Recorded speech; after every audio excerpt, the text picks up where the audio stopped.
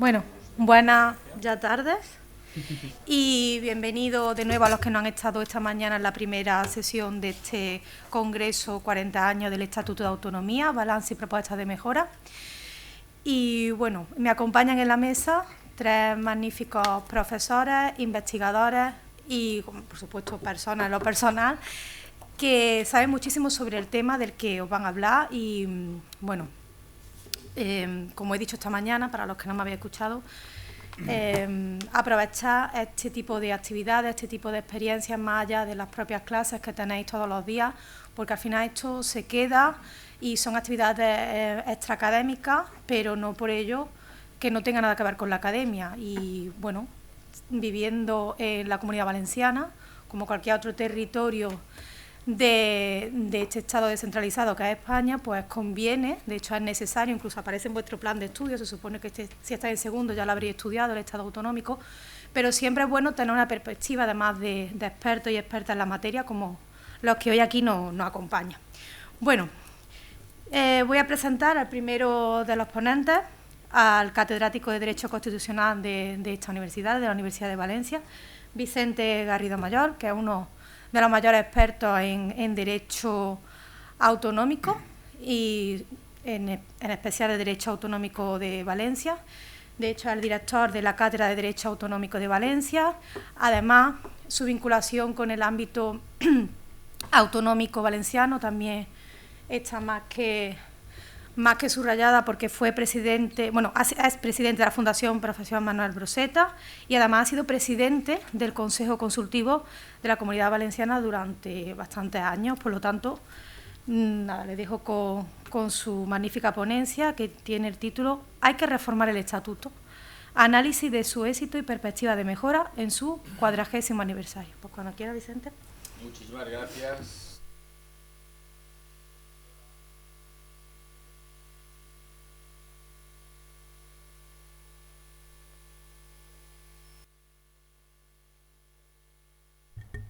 Perdón, vaya. Sí que me habéis ido antes, de todas formas tengo buen timbre de voz. Cabe reformar el estatuto, dice el título de mi ponencia, el título que me puso Jorge. Análisis de su éxito y perspectivas de mejora en su 40 aniversario. Bueno, sabéis que el Estatuto de Autonomía, con lo cual se creó la Comunidad Valenciana, data de 1982. En 2006 sufrió una reforma muy profunda, a la que ahora me referiré. Y bueno, ¿cabe reformar el estatuto? Pues primero una breve referencia a la reforma de los estatutos. Los estatutos de autonomía, como las leyes fundamentales, como la Constitución, pues nacen con una vocación de permanencia, de continuidad.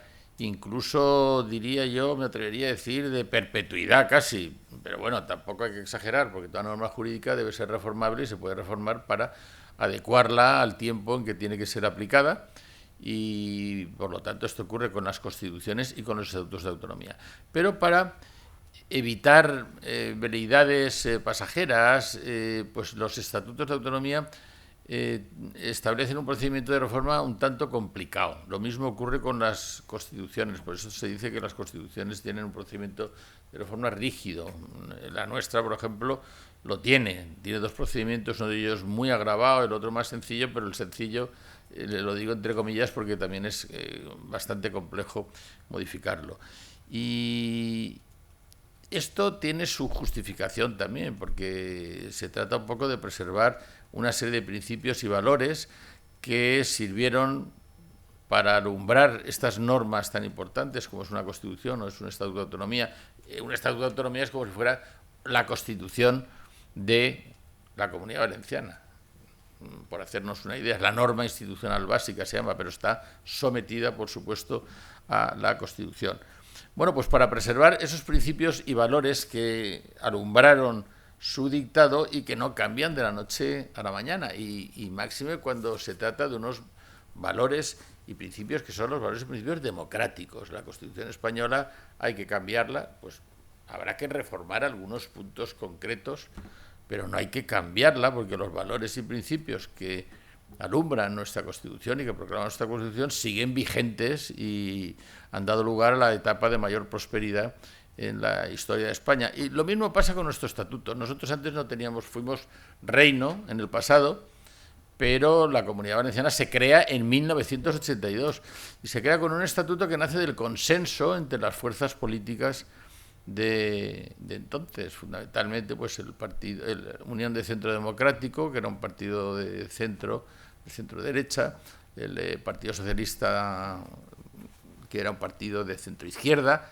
y el Partido Comunista de España. Fueron los tres que participaron en la elaboración del Estatuto de Autonomía, y luego pues hay otros partidos que también desde el Congreso de los Diputados dieron su ok al Estatuto de Autonomía de la Comunidad Valenciana. ¿Y hay que modificar el estatuto? Pues yo personalmente pienso que en estos momentos no hay que modificar el estatuto. Como toda norma jurídica es mejorable, esto no cabe duda. A mí me dan una norma jurídica y empiezo a sacarle pegas. Mira, yo esto lo modificaría, esto lo reformaría, esto tal, cualquier. Yo de formación profesional, que he estado durante muchos años examinando anteproyectos de ley o los proyectos de reglamento, pues sacaba el lápiz rojo y empezaba pam, pam, pam, esto hay que quitarlo, esto hay que reformarlo, porque hacía dictámenes sobre lo que iban a ser futuras leyes o futuros reglamentos. Y entonces, por deformación profesional, a mí me dais el Estatuto de Autonomía y empiezo a decir muchas cosas que quiero reformar. Para empezar, un cepillado técnico, porque tiene muchísimas pegas desde el punto de vista técnico-jurídico, que habría que retocar. ¿Por qué? Sobre todo la reforma que se hizo en el año 2006, pues porque pese a que consultan a expertos, a juristas, yo me acuerdo que me llamaron, pasé por la comisión que se constituyó para la reforma del estatuto y tal, luego al final los políticos son los que quieren redactar ellos el estatuto. Y como decía Martín Retortillo, pues la legitimidad democrática y unas elecciones te facultan para gobernar y te dan la legitimidad democrática necesaria para gobernar, pero no produce el efecto taumatúrgico de convertirte en un experto jurista en técnica normativa. Y entonces, cuando es el político el que redacta sin el concurso de los técnicos, pues salen leyes que a veces son auténticos bodrios. No diré que nuestro estatuto es un bodrio, pero en algunas partes se podría decir que es un bodrio. Os contaré una anécdota. El Estatuto de Autonomía, en su reforma del 2006, dice: Ley Orgánica 1 de 2006, por la que se reforma la Ley Orgánica 5 de 1962 de Estatuto de Autonomía de la Comunidad Valenciana. Muy bien. Y luego te vas a la disposición derogatoria y dice: queda derogada la Ley Orgánica 5/82 de Estatuto de Autonomía. O sea, se está derogando la ley que se reforma. Y esto es por culpa de, primero, confundir lo que es una ley orgánica y lo que es un estatuto de autonomía, que no son la misma cosa, porque el artículo 82 de la Constitución dice: son leyes orgánicas las que aprueban los estatutos de autonomía. Un estatuto de autonomía no es una ley orgánica, pero se aprueba y se reforma por medio de una ley orgánica, porque es una ley del Estado y el Estado ejerce un acto de soberanía cuando aprueba o reforma una ley orgánica, un estatuto de autonomía. Por lo tanto, ese es un detalle, una anécdota que os cuento de nuestro Estatuto de Autonomía actual, pero hubo gente que dijo: nos hemos quedado sin estatuto porque lo han derogado. Bueno, pues si lo aplicáramos así muy tajantemente y muy literalmente, sí, pero bueno, pues había que entender que no. Y bueno, pues ¿cuándo es posible reformar un estatuto? ¿Cuándo procede? Pues evidentemente para adecuar su contenido a la realidad.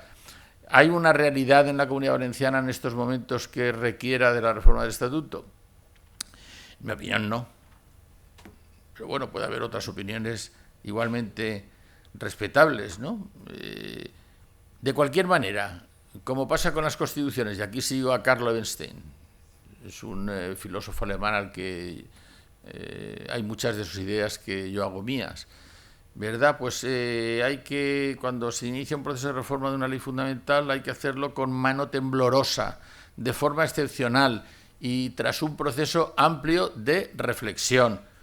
Hay una serie de factores a tener en cuenta cuando se va a reformar una ley fundamental. En primer lugar, que los cambios a introducir respondan a demandas consistentes de la sociedad y sirvan para resolver problemas existentes. No caprichitos de los políticos de turno, sino que sea un problema estructural, que haga falta modificar una ley, porque la reforma de esa ley pues va a comportar una mejora evidentemente social. Luego, que las reformas sean limitadas y prudentes, para no alterar el equilibrio en el que se sustenta, en nuestro caso, el Estatuto de Autonomía. Que las alternativas propuestas hayan sido suficientemente maduradas y sean consecuencia de un diálogo sostenido y participativo.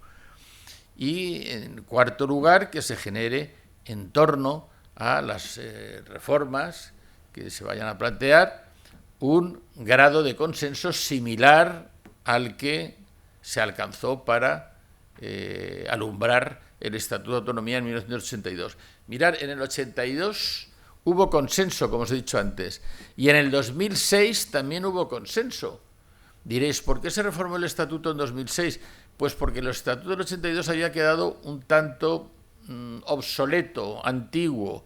Había algunas cuestiones que había que modificar para equipararnos a las demás comunidades autónomas que ya habían modificado sus estatutos, porque como consecuencia de los pactos autonómicos de 1992 se modificaron muchos estatutos de autonomía, se modernizaron y el nuestro no se había reformado. Y entonces se hizo, pero ¿y cómo se hizo?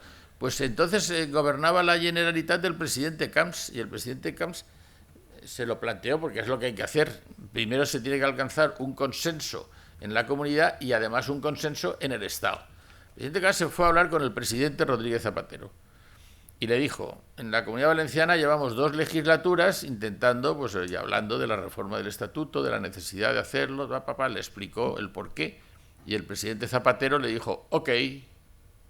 De allí se marchó a la calle Génova a hablar con el líder de la oposición, que era entonces Mariano Rajoy. Presidente Rajoy, pasa esto, queremos reformar el Estatuto, necesitamos el apoyo. Y el presidente Rajoy dijo, ok, muy bien, cuando ya tenía el consenso, el ok del presidente del gobierno y del líder de la oposición, los 2 grandes partidos que contaban el 80% de los escaños del Congreso, se vino a Valencia y aquí retomó las conversaciones con los líderes de los partidos políticos que tenían representación en las Cortes Valencianas, porque hacía falta entonces 3/5 para sacar la reforma adelante. Ok, se reunió con Joan Ignasi Pla, se reunió, no recuerdo ya, los otros líderes de los otros partidos políticos, pero todos dijeron ok, y entonces ya se inició el proceso de reforma. ¿Por qué? Porque un Estatuto de Autonomía, para reformarlo, y entro en la parte procedimental, necesita, primero no se puede reformar a instancias de la comunidad autónoma solamente, y segundo, tampoco se puede reformar a instancias del Estado. Por lo tanto, porque el Estatuto de Autonomía es una norma compleja, ¿lo veis como no es solamente una ley orgánica que se puede modificar por otra ley orgánica? Es una norma compleja, cuyo procedimiento de reforma lo pone de manifiesto. Entonces aquí se aprobó por mayoría de 3/5, se mandó al Congreso de los Diputados y allí la reforma se aprobó por ley orgánica que requiere mayoría absoluta del Congreso de los Diputados y luego la intervención también del Senado. Y así se reformó el Estatuto en el año 2006. Ahora os diré también, y voy un poco, como tengo tan poco tiempo, pues se me van acumulando las ideas y las quiero expresar todas. Ahora la reforma del Estatuto no es como el procedimiento que se siguió para reformarlo en 2006. Pues ahora hace falta 2 requisitos que no existían entonces. Uno, la mayoría de 2/3 de las Cortes Valencianas. Hace falta una mayoría más amplia de las Cortes Valencianas para poder reformar el Estatuto. Y en segundo lugar, hace falta un referéndum para reformar el Estatuto, excepto si la reforma tiene por objeto la ampliación de competencias exclusivamente. Hubo una última reforma del Estatuto que fue una auténtica chapuza jurídica, en la que se saltaron el Estatuto. Yo escribí un artículo que se titulaba La última reforma del Estatuto de Autonomía en que se incumplió el Estatuto de Autonomía, porque era añadir una cláusula de transferencias de fondos, la cláusula de inversiones, de las inversiones regionalizables, que la tenía, era una cláusula que la tenía el Estatuto de Cataluña y el Estatuto de Andalucía. La Generalitat, en su día, presentó un recurso de inconstitucionalidad contra el Estatuto de Cataluña por la cláusula de inversiones, porque decía que el Estado tiene que invertir en Cataluña en inversiones regionalizables un porcentaje de fondos proporcional al PIB de Cataluña con respecto al PIB nacional, que creo que era un 18%. Y Andalucía puso la misma cláusula, pero en vez de utilizar el PIB, puso la población. ¿Por qué? Porque la población andaluza con respecto a la española era aproximadamente un 18%. Entonces, esto era absurdo, claro. Si no se utiliza el mismo parámetro, si tú tienes 100 para repartir y utilizas parámetros heterogéneos, pues la suma no te va a dar 100. La Generalitat impugnó ante el Tribunal Constitucional el Estatuto de Cataluña. Y bueno, la sentencia 31 del 2010, por la que se resolvió ese recurso inconstitucional, dijo que no, que eso no era, que no servía para nada esa cláusula, porque esto era competencia del Estado, que era el que hacía. El Gobierno presenta el proyecto de ley de presupuestos y las Cortes Generales las que aprueban los presupuestos. Por lo tanto, lo que decía el Estatuto de Cataluña, que no servía para nada. Pero desde aquí se observó que en la ley de presupuestos todos los años se destinaba un 18% de inversiones regionalizables para Cataluña y un 18% para Andalucía. Y entonces el Gobierno valenciano dijo, sí, pues oye, pues yo voy a reformar el Estatuto y voy a decir lo mismo que he impugnado, como el Tribunal Constitucional me ha dicho que no es inconstitucional, yo lo voy a hacer también. Y entonces se modificó el Estatuto y se añadió. Se tenía que haber añadido una disposición adicional al Estatuto.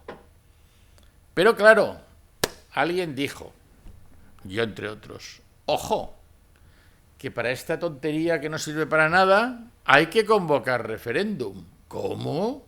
¿Para esto un referéndum? Sí, sí, sí.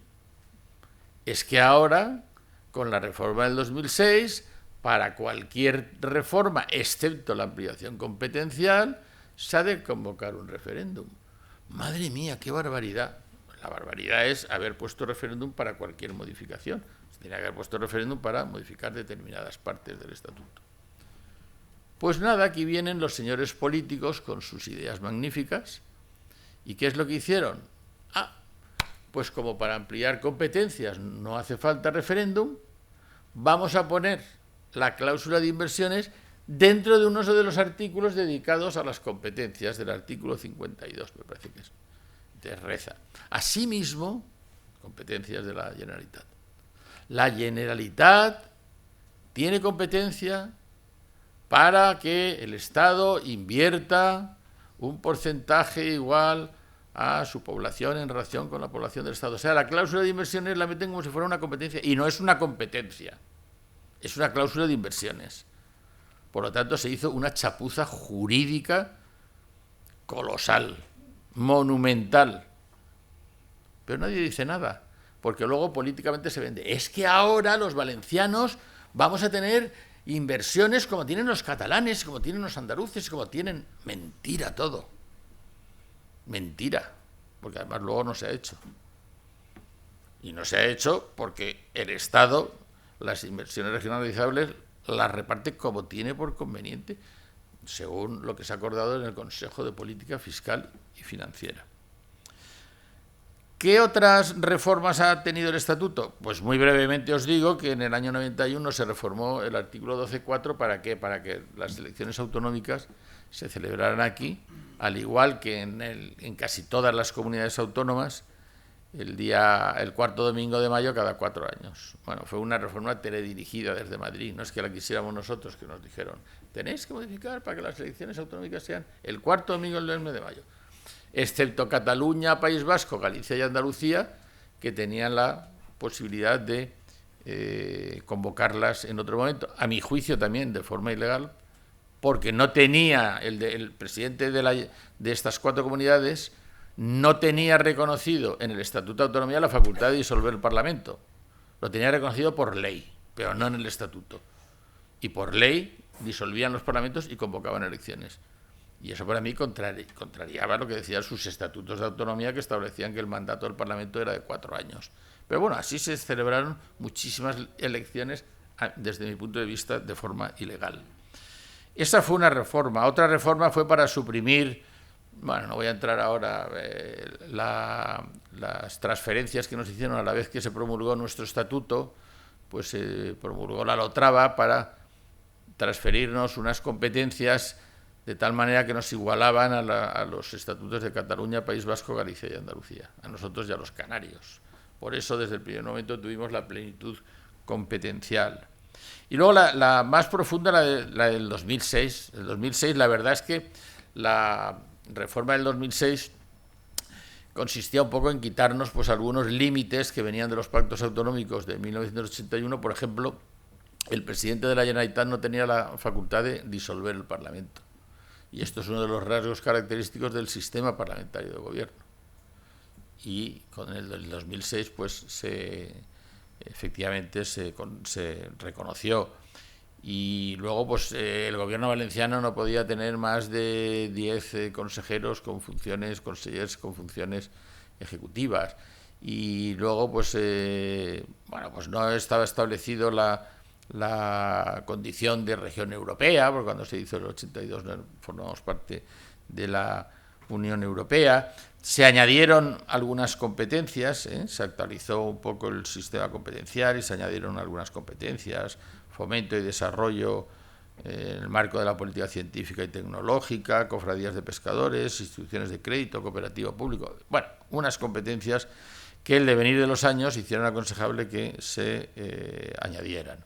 Luego pues se previó expresamente la delegación de la Comunidad Valenciana en Bruselas, el Comité Valenciano para Asuntos Europeos, que a la fecha de hoy no se ha constituido, el Consejo de Justicia Valenciano, que a la fecha de hoy no se ha constituido, bueno, y luego pues esto, la profundización en la democracia para establecer un referéndum para la reforma del Estatuto. Y la cuarta y última reforma del Estatuto, como os he dicho, en la que se incumplió el Estatuto. Y luego ha habido algunas reformas que no fueron reformas, ¿cómo? Sí. El artículo 52.1 relaciona los impuestos cedidos. Pasa el mismo artículo que ahora estaba en el Estatuto del 82. Relaciona los impuestos cedidos. Pues muy bien, por leyes 36 del 97 y 24 del 2002, respectivamente, se reformaron esos artículos, aunque lo curioso es que ese artículo 52.1 del Estatuto del 82, que reproduce el artículo 73 del Estatuto del 2006, dice que la modificación de este artículo no debe considerarse modificación del Estatuto. Hombre, está muy bien. O sea, una ley te dice que la reforma de esa ley no ha de considerarse reforma de la ley.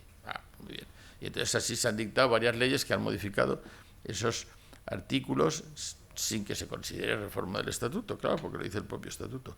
Y luego ha habido... ¿Cómo voy, Jorge? ¿Cómo voy? Lola, perdona. 5 minutillos. ¿Solo? Bueno, sigo más rápido. Ha habido algunas reformas frustradas de reforma. Por ejemplo, tras las elecciones del 87, y voy a obviar el porqué de todo esto, pues se intentó reformar el artículo 12.2 del Estatuto, que establece que para obtener escaño, para participar en el reparto de escaños en las Cortes Valencianas, los partidos políticos tienen que haber obtenido un 5% como mínimo de los votos válidos, de los votos emitidos en el conjunto de la Comunidad Valenciana. Querían rebajarlo al 3%. Bueno, pues esa fue una reforma frustrada. Era exigencia de la coalición electoral Esquerra Unida, Unitat del Poble Valencià, y el presidente Lerma, que necesitaba los votos de este partido para poder ser investido presidente de la Generalitat, dijo: de acuerdo, acepto impulsar la reforma. Lerma sabía que esa reforma no iba a salir, porque se oponía el PP, y entonces si se oponía el PP, esa reforma no salía. Y Lerma no quería que saliera.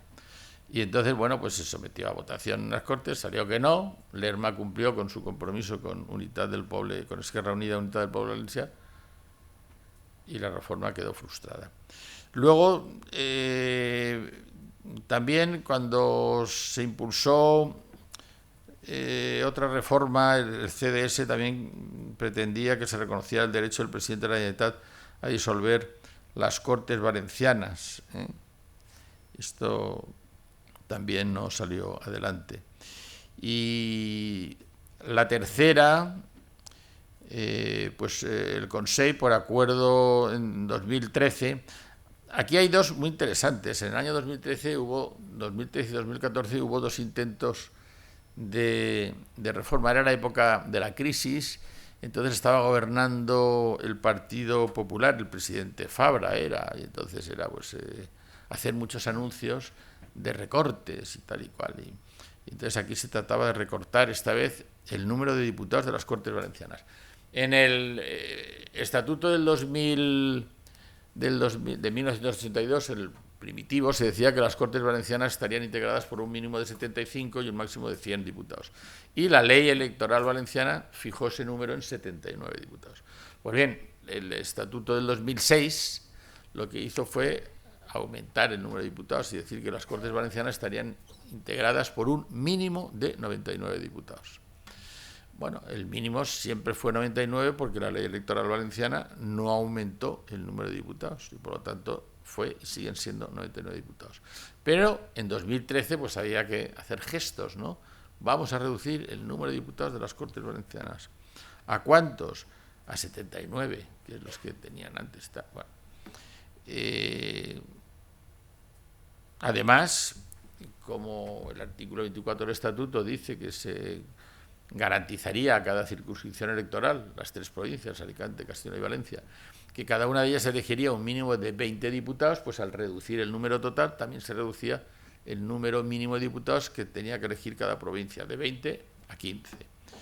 Bien, pues esto no salió adelante, pero no salió adelante porque ni siquiera lo llevaron el Pleno de las Cortes Valencianas en 2014 apoyó la reducción de 99 a 79 diputados anunciada por el presidente del Consell en un decálogo ético que formaba parte del programa de regeneración ética de la política, pero esto ocurrió el 24 de septiembre de 2004.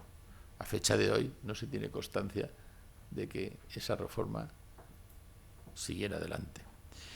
Y luego, pues al año siguiente también hubo la Comisión de Estudios de las Cortes, pues pidió un dictamen al Consell Jurídico Consultiu. Yo era entonces presidente. La anterior reforma también la dictaminó el Consejo Jurídico. Y aquí era lo mismo: reducción del número de diputados, elección de un tercio de los diputados por las juntas electorales de zona y reconsideración de la figura del aforado. Muy novedoso todo esto, ¿no? Esto lo pidió una comisión de las Cortes Valencianas al Consejo Jurídico. El objetivo era austeridad. Y la elección de un tercio de los diputados de las juntas electorales para acercar el elector al elegible. Bien. Y el aforamiento, pues porque había muchos aforados. El dictamen del Consejo Jurídico fue, primero, objetivo de austeridad. Mira, les dijimos, por cierto, no sentó muy bien a los políticos lo que les decíamos desde el Consejo Jurídico. Ustedes tienen un objetivo de austeridad. Quieren modificar el estatuto para rebajar de 99 a 79. Y entonces había una memoria económica que decía: de esta manera nos ahorraremos 200.000 euros cada año porque habrá menos diputados, los sueldos de los diputados, lo que les pagamos a los grupos. Y le dijimos: mire, para reformar esto, usted tiene que convocar un referéndum. Y el referéndum le va a costar 2 millones si lo hace coincidir con un proceso electoral convocado por el Estado, o 7 millones si lo hace a pelo.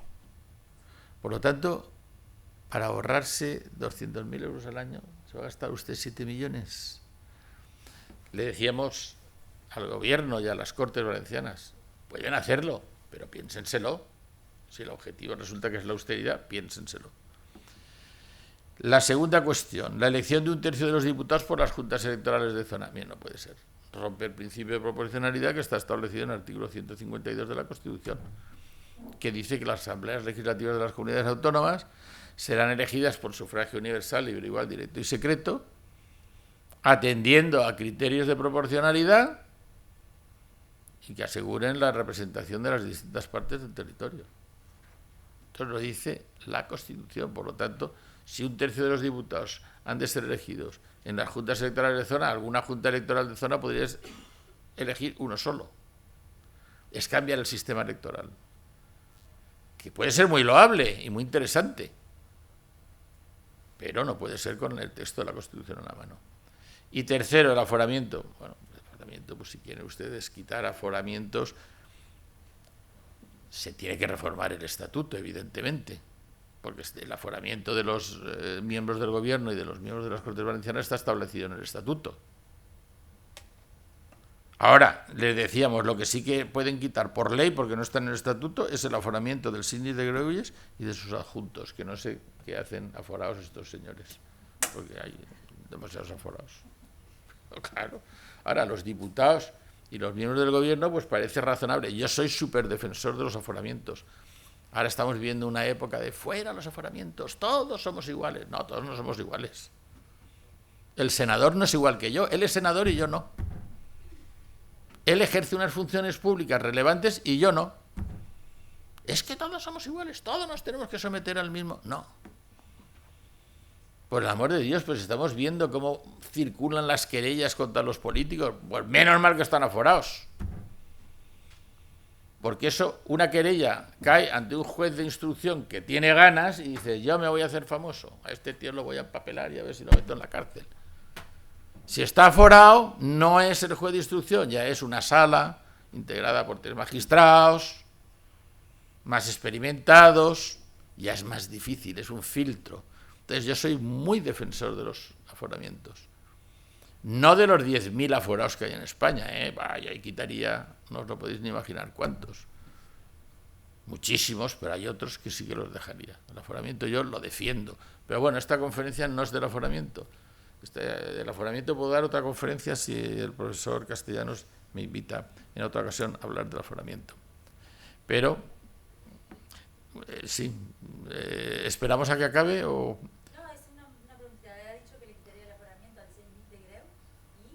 Y a sus 2 adjuntos.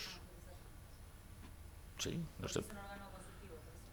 Bueno, sí, es un órgano consultivo, no sé por qué, es que pues sí, porque es que al final no van a estar todos aforados. Los miembros del Consejo Jurídico Consultivo no están aforados, los 3 síndicos de cuentas no están aforados, los del Consejo Valenciano de Cultura no están aforados, los del Comité Económico y Social. Otra cosa son los diputados y los miembros del gobierno, que por las funciones especiales pues tienden son más carne de cañón. Y bueno, pues yo por ir acabando os diría que para mí ha sido estos años de autonomía pues un éxito. Yo creo que además la Comunidad Valenciana pues ha tenido un estatuto, la reforma del 2006 pues no pretendió ni privilegios ni singularidades no derivadas de específicos hechos diferenciales, sino que nos hemos sentido muy a gusto siendo iguales que otras comunidades autónomas. Es que esta obsesión por querer ir 4 pasos por delante de los demás, que es lo que le pasa a Cataluña como consecuencia de los pactos autonómicos de 1992, cuando se igualaron las competencias de todas las comunidades autónomas, los catalanes ya se sintieron, y los vascos, se sintieron incómodos. Querían, no, esto no, nosotros queremos más. Y ahí hubo esas declaraciones de Barcelona, de Vitoria y de Santiago de Compostela diciendo que los nacionalistas estos que se sentían asfixiados en esta España de todos iguales. Y fueron contestados por los presidentes de Extremadura, de Andalucía y de Castilla-La Mancha, por cierto, de los 3 presidentes socialistas, diciendo que ni hablar, que no iban a consentir desigualdades, que de ninguna manera, que se olvidaran. Bueno, pues ahí se generó, ahí fue el germen de lo que ha pasado en Cataluña hace ahora 5 años. Pero bueno, yo creo que aquí no se ha pretendido pues, tener un autogobierno fuerte, recuperar el autogobierno, la autoidentificación, acercar el poder de decisión al pueblo y aumentar la participación del pueblo en los asuntos públicos. Esto es evidente y creo que se ha conseguido. Reformar el estatuto, pues ya os decía antes, pues un cepillado técnico. Otro detalle muy ridículo que hay en el estatuto es que al preámbulo del estatuto de 1982 se añadió la exposición de motivos de la proposición de ley de modificación del estatuto. Con lo cual, pues hay cosas tan ridículas como, y pintorescas o insólitas, como que dicen que en el preámbulo del estatuto hoy en día se dice: lo que se pretende mediante esta proposición de ley de Cortes también es objeto de esta proposición de ley de Cortes. Oiga, que eso era la exposición de motivos de la proposición, quítelo del preámbulo del estatuto. Estos fenómenos que redactaron el estatuto, bueno, tan fenómenos que lo que era la Generalitat Valenciana dejó de ser la Generalitat Valenciana para ser la Generalitat. ¿Y por qué le quitas Valenciana? Porque los catalanes no se llama Generalitat Catalana. Bueno, ¿y qué? Pero aquí es un nombre que se ha sentado y siempre se ha dicho la Generalitat Valenciana. No, somos la Generalitat. Pues si tú te vas a Vigo y hablas de la Generalitat, van a pensar en la de Cataluña, sí o sí. Y si hablas del presidente de la Generalitat en el telediario, todo el mundo piensa en el de Cataluña. Conclusión: hoy en día se sigue hablando de Generalitat Valenciana. Y lo mismo pasa con les Corts. Ahora ya no son las Cortes Valencianas. En el Estatuto del 82 eran les Corts Valencianes o Corts. Ahora es les Corts solo. Si te vas a San Sebastián, soy el presidente de les Corts. Corts, ¿eso qué es? Si dices Corts Valencianes o Cortes Valencianas, posiblemente se entenderán. Y lo mismo con el Consell. Hasta se modificó la Ley 5 del 83, la Ley del Gobierno Valenciano se llamaba. Pues ahora es la Ley del Consell. Y ahora es el Consell, el Gobierno Valenciano es el Consell. No es como en el 82, el Gobierno Valenciano o Consell. No, ahora es el Consell. Había que valencianizarlo todo. Y te vas a Sigüenza y dices: yo soy miembro del Consell. ¿Qué Consell? Pues esa es la ridiculez. Conclusión: se sigue hablando de Gobierno Valenciano, se sigue hablando de Generalitat Valenciana y se sigue hablando de Cortes Valencianas, como es lógico y normal. En valenciano o en castellano. Pero se sigue hablando como es lo lógico. ¿Y qué más os diría? Más competencias. Pues mirar también, y con esto acabo de verdad. Hay competencias que tienen otras comunidades autónomas y nosotros no tenemos. Dejo aparte el tema del derecho civil, porque el profesor Durban se va a referir a ello y a lo mejor participo yo luego en el debate con él, lo más probable. Pero ese tema lo dejo aparte, el tema del derecho civil, porque está pésimamente regulado en el Estatuto de Autonomía. Ahí metieron mano foralistas, un conseller que estaba embobado con este tema y que no sabía nada de este tema, y salió lo que salió. Pero bueno, digo, no quiero meterme en la parcela del profesor Durban. Pero hay competencias que tienen otras comunidades autónomas y nosotros no tenemos, pero no las tenemos porque no hemos querido tenerlas. Y voy a poner dos ejemplos. Una es la competencia en instituciones penitenciarias. Esta la pidió Cataluña antes de reformar su estatuto del 2006, la pedía insistentemente. Y al final se le transfirió la competencia en instituciones penitenciarias a Cataluña. Era la única comunidad de España que la tenía. Los demás no queríamos porque considerábamos que estaba mejor en manos del Estado. ¿Para qué ha servido la competencia en instituciones penitenciarias? Luego estaban arrepentidos, pero luego no, luego están muy contentos. Pues ya lo sabemos, las juntas de los centros penitenciarios dependen del gobierno del Estado o, en este caso, de la Generalitat de Cataluña. Pues ya sabemos lo que han hecho con los llamados presos del procés, los presos políticos, que no son políticos presos, evidentemente. Pues estaban en cárceles de Cataluña, primero era cárceles en Cataluña y luego pues alfombra roja y doble colchón para los presos del procés, y todos en la calle con el tercer grado deprisa y corriendo, y recibían a medios de información. Lo que no se permitía a ningún preso se les permitía a ellos. Y yo no digo, porque eso es otro debate, que determinados políticos por la comisión de determinados delitos tengan que estar en prisión. Eso es otro debate. No, eso ya es una revisión de delitos y penas, pero es otro debate. Pero bueno, segunda comunidad autónoma que tiene esa competencia, reciente, muy reciente, el País Vasco. Pero ¿cómo transfieres la competencia de instituciones penitenciarias al País Vasco? Primera exigencia, todos los presos etarras hay que llevarlos al País Vasco. La dispersión de presos etarras fue una idea de un ministro socialista valenciano, que era Antonio Asunción. Hay que dispersar a los presos etarras para no tenerlos ahí todos concentraditos y que sigan con sus maldades. Ahora hay que llevarlos todos al País Vasco. Ya están todos en el País Vasco. Al principio se decía, hombre, los que se hayan arrepentido, los que pidan perdón, los que traten de reparar el daño que han hecho a las familias, esos merecen acercarse al País Vasco. Vale, de acuerdo. Yo soy presidente de la Fundación Broseta y el Ministerio del Interior nos comunica todos los acercamientos que hay y venían. Se ha arrepentido, ha pedido perdón, tal. Hasta que empezamos a ver que había acercamientos de presos que ni pedían perdón, ni estaban arrepentidos, ni estaban dispuestos a reparar el daño causado. Pero claro, había que acercarlos porque los votos de Bildu eran muy importantes. Y ahora, segunda parte de la película, competencia en materia de instituciones penitenciarias. Ya tenemos a los presos en las cárceles del País Vasco. Y ahora ya tiene el gobierno vasco la competencia en materia de instituciones penitenciarias. Con lo cual, ya nos vamos a ver paseando a etarras que están condenados a 3.000 años de cárcel, con un tercer grado y con permisos paseándose por la calle. Y lo que es peor, haciéndoles homenaje en los pueblos de donde son, delante de las víctimas del terrorismo, que tendrán que agachar la cabeza y meterse en su casa, sin derecho a protestar. Esto es lo que va a ocurrir con esa competencia.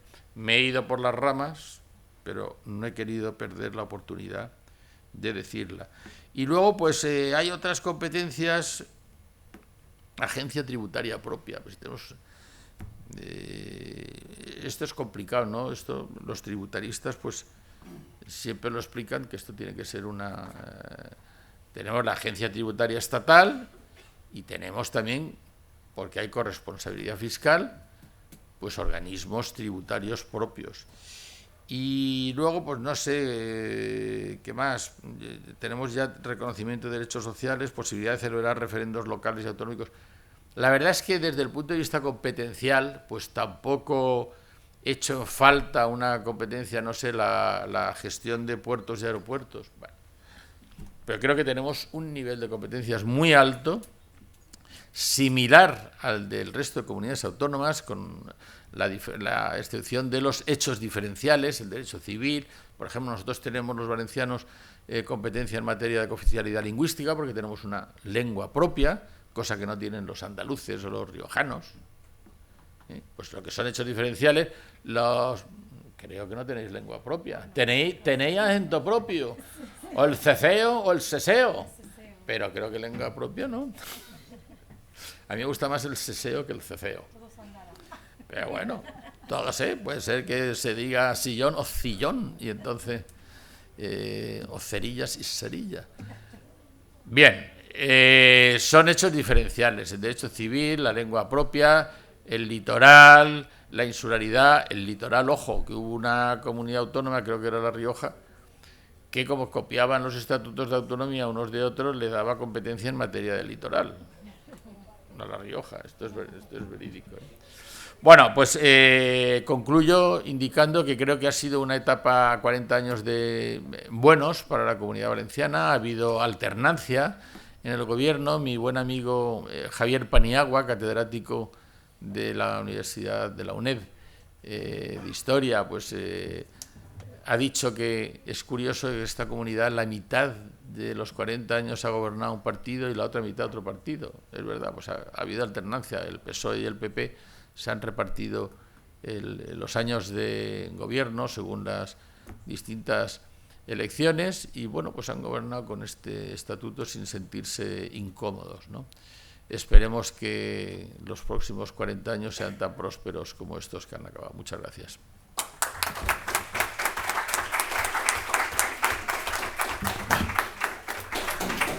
Bueno, profesor Garrido, muchísimas gracias, porque además yo creo que podría directamente, se lo digo al profesor Castellano, podría ser un monográfico solo del profesor Vicente Garrido para este tipo de jornadas, porque nadie mejor que él sabe cómo nos ha manifestado aquí los grandes hitos de las reformas, pero no solamente con fechas, sino la parte de atrás, todo lo que hay detrás, los debates.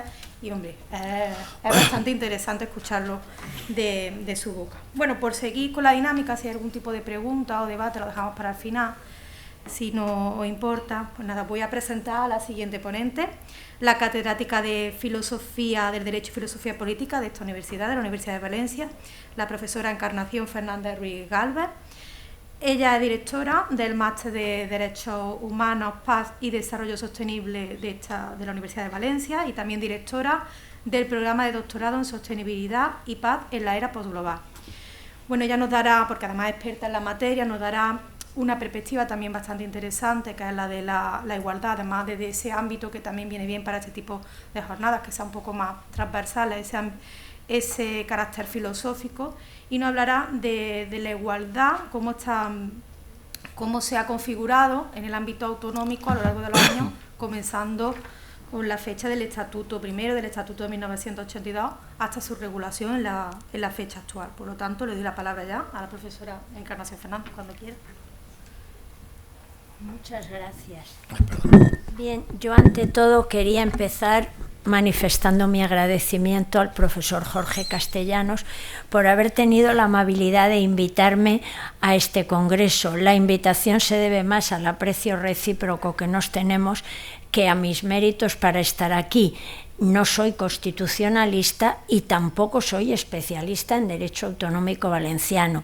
De igualdad de mujeres y varones sé un poquito más y por eso hablaré más de esto que de lo segundo. Pero en todo caso, para mí es un placer y un honor estar aquí entre compañeros del área de derecho constitucional a quienes aprecio mucho. Bien, como ha dicho la profesora Montero, voy a hablar de los niveles de igualdad de mujeres y varones desde el Estatuto de Autonomía hasta la actualidad. Bien, el punto de partida tiene que ser el Estatuto de Autonomía del 82, en cuyo artículo segundo, en términos prácticamente iguales a los del artículo 9.2 de la Constitución española, se decía que corresponde a la Generalidad Valenciana, en el ámbito de sus competencias, promover las condiciones para que la libertad y la igualdad de los ciudadanos y los grupos en que se integran sean reales y efectivas.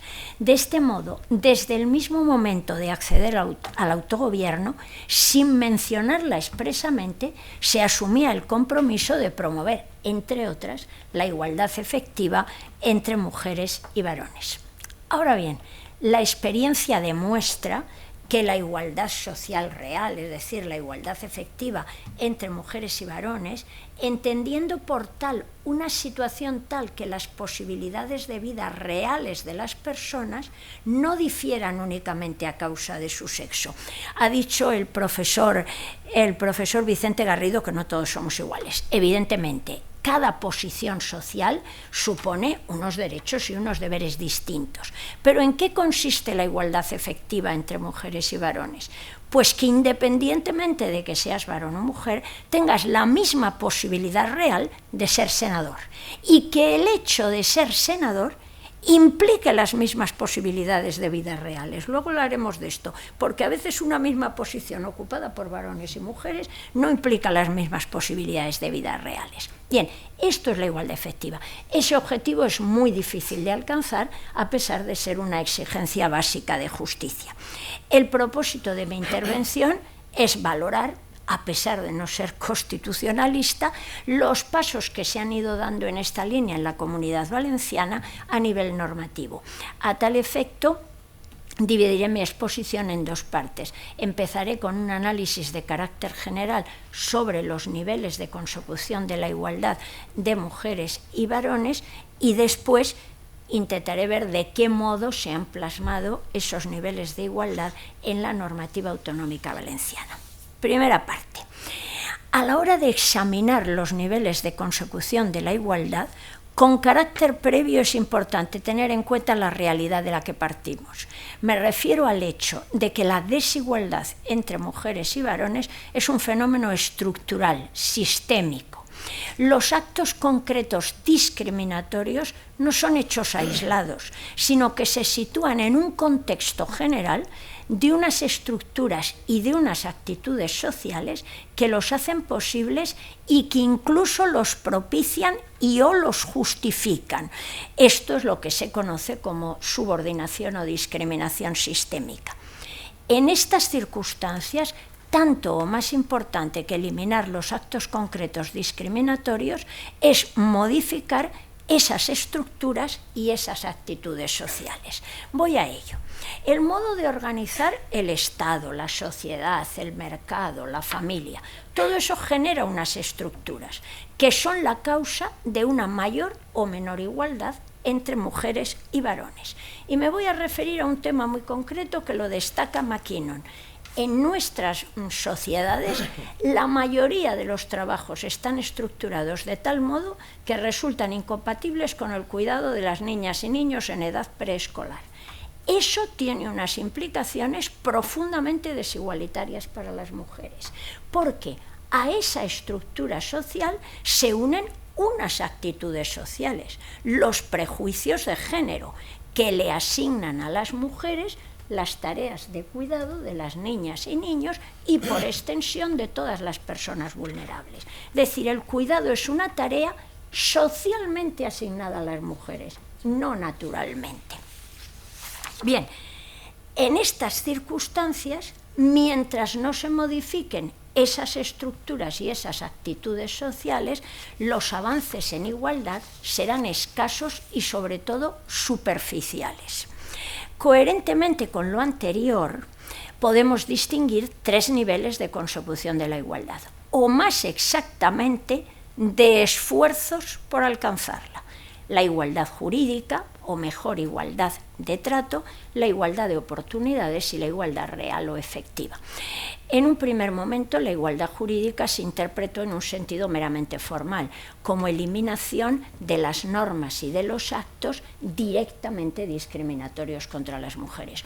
Obviamente eso es la primera condición indispensable, pero es insuficiente por sí solo. De ahí que con la aparición del concepto de discriminación indirecta, la igualdad jurídica haya evolucionado y se haya reinterpretado como igualdad de trato. Esto es, ausencia de discriminación tanto directa como indirecta. Pero acabo de decir que mucho más importante que eliminar los actos concretos discriminatorios, ya sea discriminación directa o indirecta, es modificar las estructuras y las actitudes sociales que los favorecen. Y por eso hablamos de otros dos niveles en los esfuerzos por lograr la igualdad. El primero de ellos es la igualdad de oportunidades, o más ampliamente, las medidas específicas que favorezcan la igualdad para las mujeres.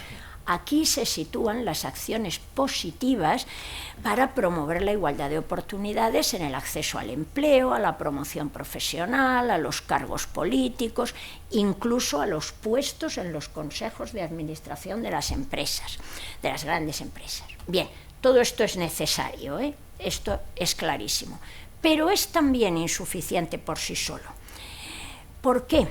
Porque las desigualdades subsisten en un momento anterior, porque se trata de igualdad de oportunidades para acceder a instituciones, a posiciones sociales, a empleos, a roles que han sido previamente definidos por los varones de acuerdo con sus experiencias, con sus valores, con sus necesidades, con sus intereses. De manera que la igualdad solo se consigue a condición de homologarse con el modelo dominante, que es masculino.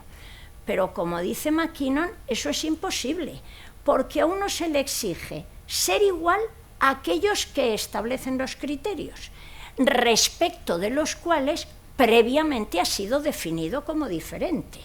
Por lo tanto, concluye Mackinnon, la igualdad entre los sexos ha sido definida de modo tal que resulta imposible de alcanzar. Y la persistencia del techo de cristal, de la feminización de la pobreza, de la brecha salarial, demuestra que esto es así. A las mujeres se las coloca en un dilema. Por una parte, hay que homologarse para alcanzar la igualdad, pero al mismo tiempo somos señaladas como diferentes y por lo tanto como incapaces para adecuarse. Este es el origen de la reticencia en contratar mujeres en edad reproductiva. ¿Por qué? Porque se presume que son incapaces de adaptarse al modelo dominante porque se supone que van a cuidar a los niños, porque a su vez los prejuicios de género las obligan a ello. Todo esto es un pez que se muerde la cola. ¿Qué quiere decir esto? Y aquí viene lo de que ser senador no es lo mismo para un hombre que para una mujer. Que el resultado del modelo de la igualdad de oportunidades no es realmente igualitario. Las posibilidades de vida reales no son las mismas, porque las mujeres solo consiguen, con muchas dificultades, adoptar el estilo de vida que se exige para tener trabajo y para tener éxito profesional y al mismo tiempo tener una familia.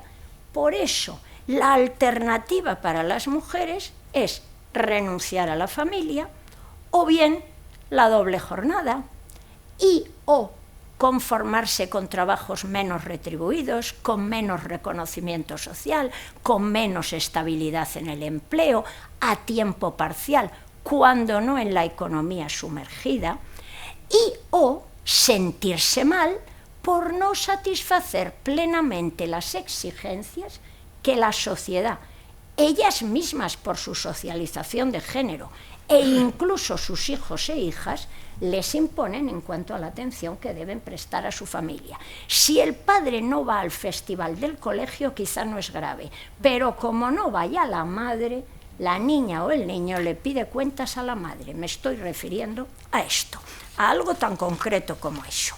De ahí ha surgido la necesidad de un segundo tipo de acciones positivas, que son los llamados derechos de conciliación, que están diseñados en términos neutrales, es decir, son medidas de política social a las que pueden acceder los trabajadores indistintamente de su sexo. Las excedencias para cuidado de familiares, trabajo a tiempo parcial, reorganización de la jornada. Estas medidas de conciliación están encaminadas a mitigar las dificultades a las que antes me he referido para compatibilizar trabajo y familia, pero subrayo lo de mitigar. Mitigan las dificultades, pero no las eliminan. Evidentemente mejoran la situación de las personas que asumen importantes responsabilidades de cuidado y suponen, y esto es importante, un cierto reconocimiento público del valor y de la importancia social del llamado trabajo informal de cuidado, es decir, el que se realiza fuera del mercado, de las llamadas tareas reproductivas. Pero ¿cuál es la dificultad de los derechos de conciliación?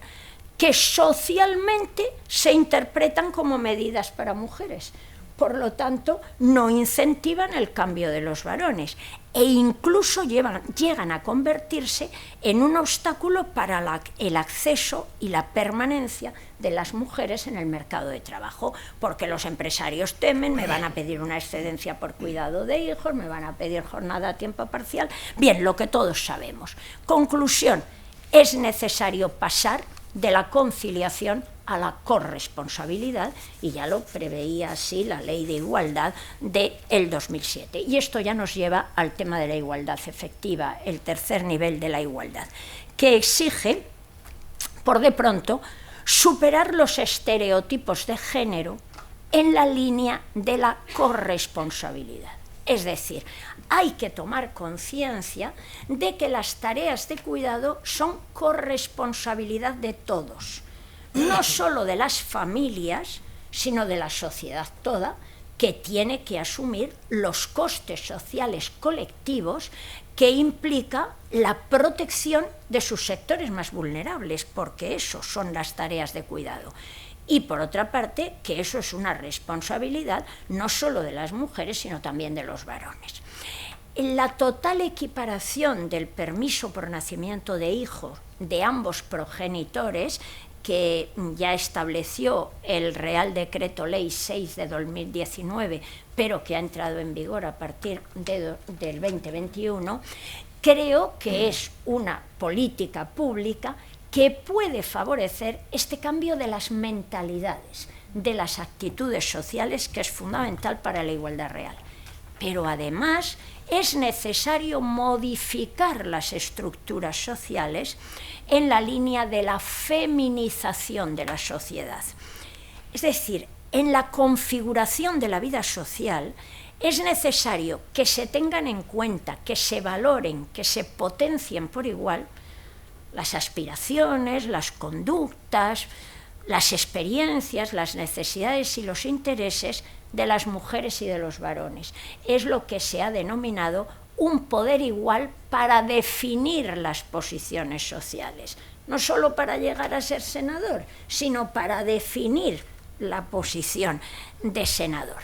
Bien, ¿cómo se podría producir esta feminización de la sociedad? Bueno, teniendo claro, por supuesto, que las conductas actuales de las mujeres que habría que incorporar a la configuración de la vida social, y eso sería la feminización, no necesariamente son naturales, muchas veces están culturalmente condicionadas, es decir, el hecho de que el cuidado sea femenino está culturalmente condicionado, pero al final son tareas tradicionalmente asignadas a las mujeres que hay que incorporar al ámbito público.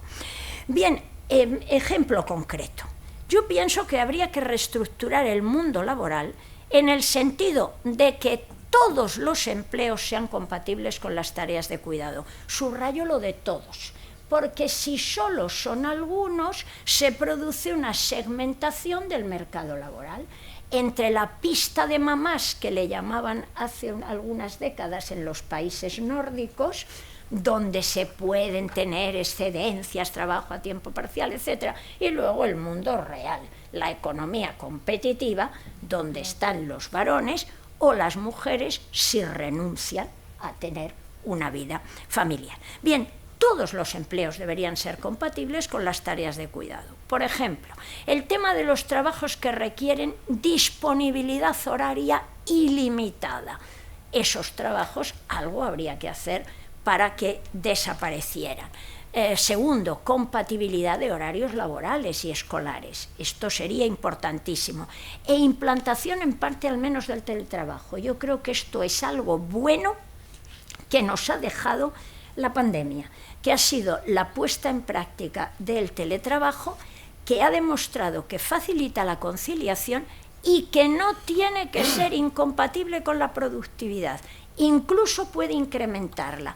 Cualquier propuesta de feminización del mercado laboral tiene que ser compatible con la productividad, porque no se puede estar en el cielo de los conceptos, aunque yo me dedique a la filosofía del derecho, en el cielo de los conceptos no hay que estar.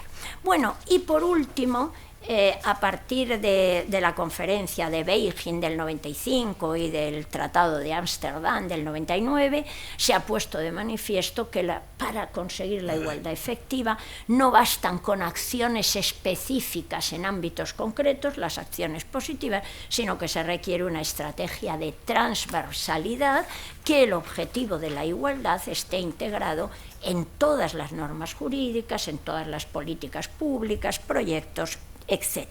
Bien, hasta aquí lo que llamaría el mapa del largo camino hacia la igualdad real.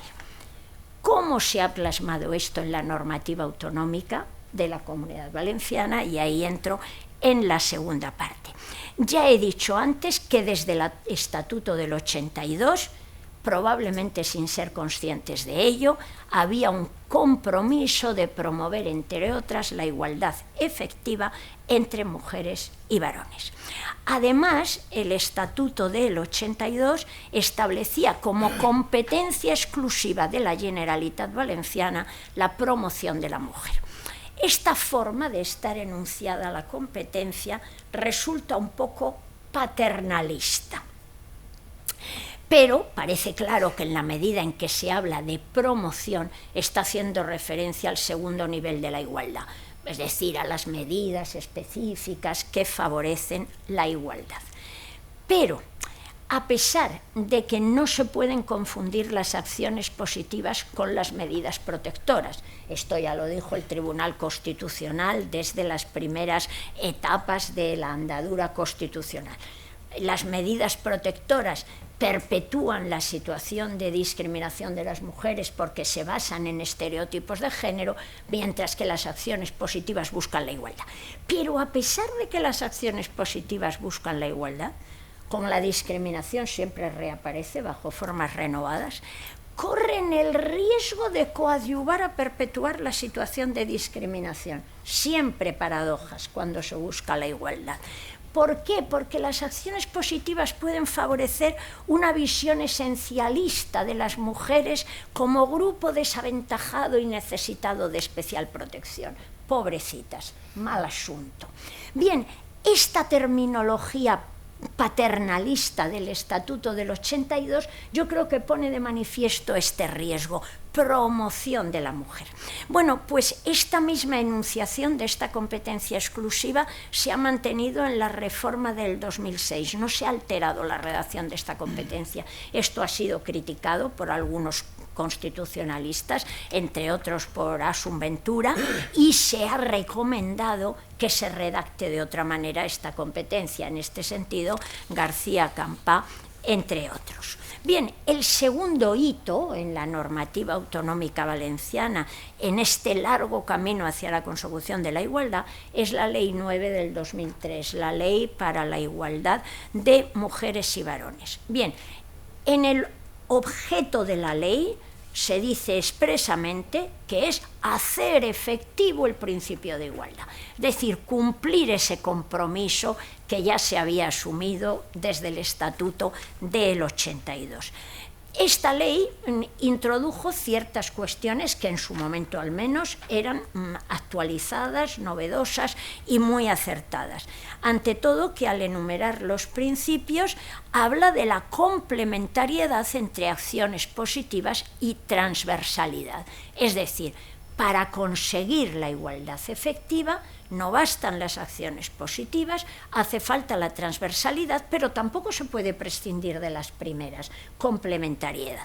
Bien, años después, la Ley 13 del 2016 ha establecido en la Comunidad Valenciana los informes de impacto de género, que son el mecanismo para la implementación de la transversalidad, el que con carácter previo a la aprobación de la ley se haga un informe de en qué medida contribuye a la igualdad o, por el contrario, a la desigualdad. Bien, y junto a esto, ya en el desarrollo de la ley, se preveían en realidad varios tipos de acciones positivas.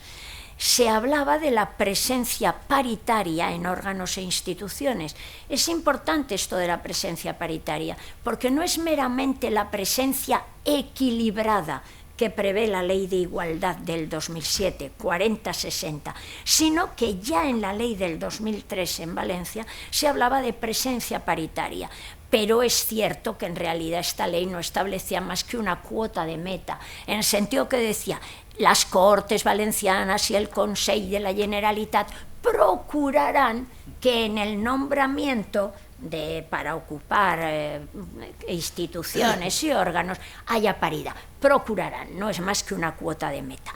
Pero con base en este artículo y también en el artículo 11 del Estatuto Reformado del 2006, luego hablaremos de eso, con esa base normativa, con posterioridad, la Ley 12 del 2017 reformó 6 órganos estatutarios, no sé cómo ando de tiempo para mencionarlos: Síndic de Greuges, Sindicatura de Comptes, Consell Valencià de Cultura, Acadèmia Valenciana de la Llengua, Comitè Econòmic i Social y Consell Jurídic Consultiu. Reformó la regulación de estos órganos para establecer la paridad de mujeres y hombres en ellos. Repito, por encima de la presencia equilibrada que exige la ley estatal. Bien, esto era una acción positiva para el acceso a los cargos públicos, y luego en el capítulo 3 de la ley del 2003 se prevén una serie de acciones positivas en el ámbito laboral para el fomento del empleo, de la formación profesional, del retorno al mercado de trabajo de las personas que lo hayan abandonado para desempeñar tareas de cuidado, también medidas de conciliación, etc. Bien. El siguiente hito en la normativa autonómica valenciana, el Estatuto de Autonomía de 2006, que, como ha dicho el profesor Garrido, fue la reforma más profunda del Estatuto. Bien, aquí hay por lo menos un aumento cuantitativo de las referencias a la igualdad respecto del Estatuto del 82. Por de pronto, el título que se dedica a los derechos, el título 2, habla de los derechos de los valencianos y las valencianas. Bueno, es una manera de por lo menos hacer referencia.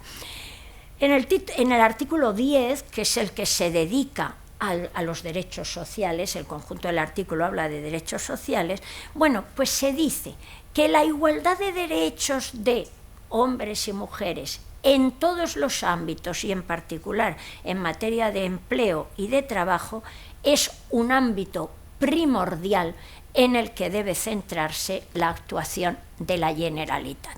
Bien, de nuevo creo que se está haciendo referencia claramente a las acciones positivas, a las medidas específicas. Pero ¿qué se ha criticado de este artículo? Que al estar incluida la referencia a la promoción de la igualdad entre mujeres y varones en el marco de los derechos sociales, se está considerando la igualdad como un derecho social específico, como una especie de derecho social, y no como lo que realmente es, como un principio democrático que debe inspirar la actuación de los poderes públicos en todos los sectores, en todos los ámbitos. Esta crítica la ha efectuado especialmente Maresquembre, y esa visión de la igualdad como una especie de derecho social es la que luego ha dado lugar a que esa materia se incorporase a la ley que recoge la Carta de Derechos Sociales de la Comunidad Valenciana, es decir, la idea de que es un derecho social, con lo cual hay un poco como de retroceso respecto de la transversalidad que ya estaba muy clara en la ley desde 2003.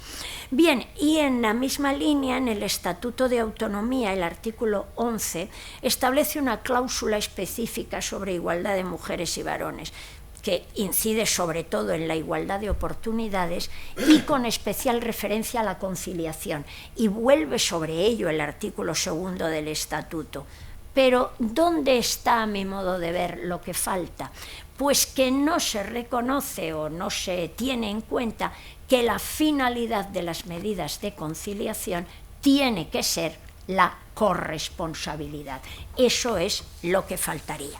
Bien, con posterioridad a la reforma del Estatuto, y aquí ya voy muy deprisa, leyes que hagan referencia a la igualdad entre mujeres y varones, la Carta de Derechos Sociales de la Comunidad Valenciana del 2012, con esa deficiencia de encasillar la igualdad como un derecho social y no como algo transversal, y luego, y esta sí que es muy positiva, la Ley 7 de 2012 de lucha integral contra la violencia sobre las mujeres. Bien, esta sí que está en la línea de los textos legales autonómicos y estatales sobre la materia, contiene medidas preventivas, sensibilizadoras, protectoras y organizativas, e incide en algo que antes, por no alargarme, no lo he dicho, pero que es muy importante, y es que la violencia contra las mujeres desempeña un papel central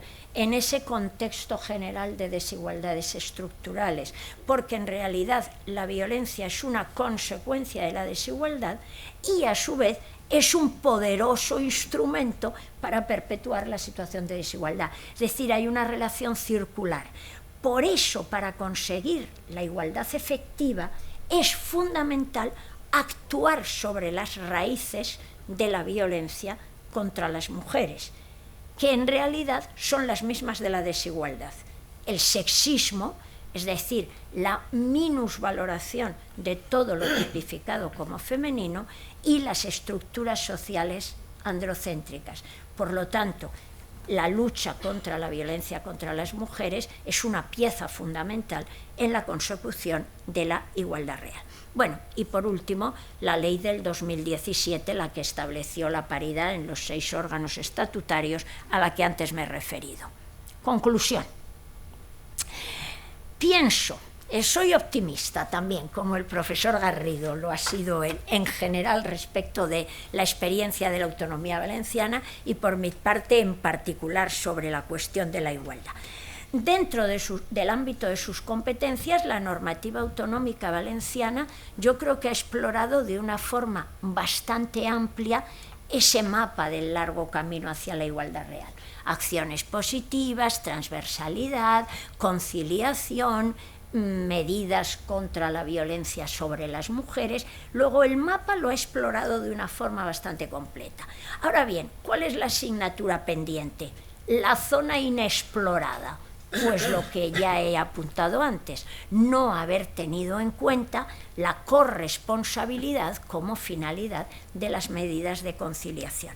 Bien, este aspecto sí que se ha incorporado al anteproyecto de Ley Valenciana de Igualdad de Género, no es más que un anteproyecto, se publicó en el Diario Oficial de la Generalitat el 10 de junio del 2022, con lo cual ya ha transcurrido el periodo de consulta pública, los 35 días hábiles, y bueno, ahí está paralizada, pero ahí sí que se contempla este tema de la corresponsabilidad.